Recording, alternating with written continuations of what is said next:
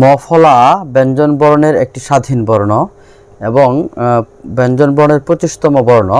মফলা দুইটা রূপান্তর রয়েছে, একটি হচ্ছে স্বাধীন বর্ণ হিসাবে স্বতন্ত্র বর্ণ হিসাবে বসে, আরেকটা হচ্ছে অনুবর্ণ বা ফলা হিসাবে বসে।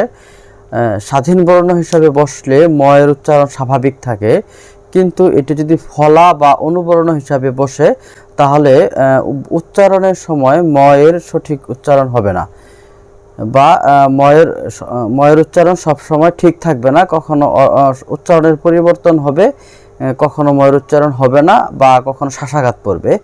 যেমন মফলা যদি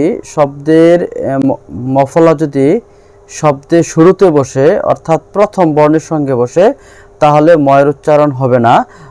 ময়ের উচ্চারণ না হয়ে যার সঙ্গে বসবে তার উচ্চারণে কিছুটা শাসাঘাত পড়বে বা উচ্চারণটা একটু দীর্ঘ হবে।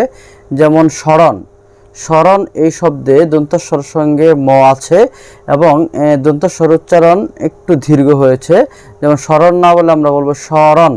এবং শ্মশান, শ্মশান শব্দে প্রথম বর্ণে তালবস্বর সঙ্গে ম রয়েছে এবং তালবস্বর উচ্চারণ স্বাভাবিক না হয়ে একটু দীর্ঘ হয়েছে এবং উচ্চারণে কিছুটা শাসাঘাত পড়ে।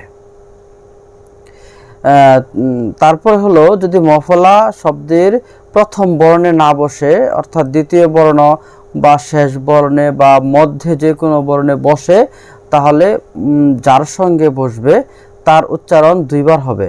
যেমন হলো পদ্ম, পদ্ম শব্দে মফলা দ্বিতীয় বর্ণের সঙ্গে বসেছে, মানে দয়ের সঙ্গে বসেছে, অর্থাৎ এখানে ময়ের উচ্চারণ হবে না, কিন্তু যার সঙ্গে বসছে দ তার উচ্চারণ হবে দুইবার। আত্মা, আত্মা শব্দে মফলা দ্বিতীয় বর্ণ তয়ের সঙ্গে বসছে এবং এর ফলে তয়ের উচ্চারণ হবে দুইবার।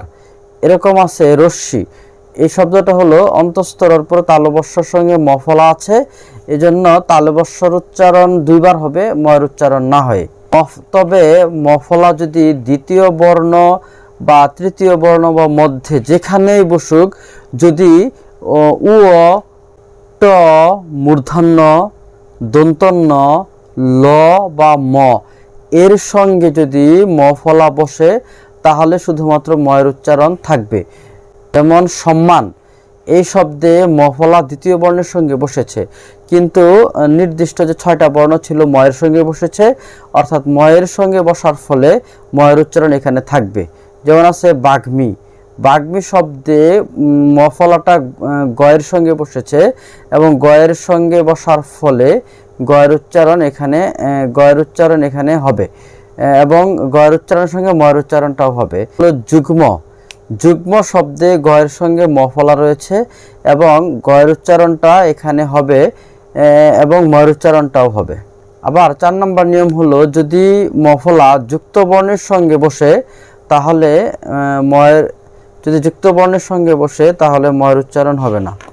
যেমন সূক্ষ্ম, সূক্ষ্ম ক্ষীয়র সঙ্গে মফলা আছে, এখানে ময়ের উচ্চারণ নাই। যক্ষা, ক্ষীয়র সঙ্গে ম আছে, এখানে ময়ের উচ্চারণ হবে না।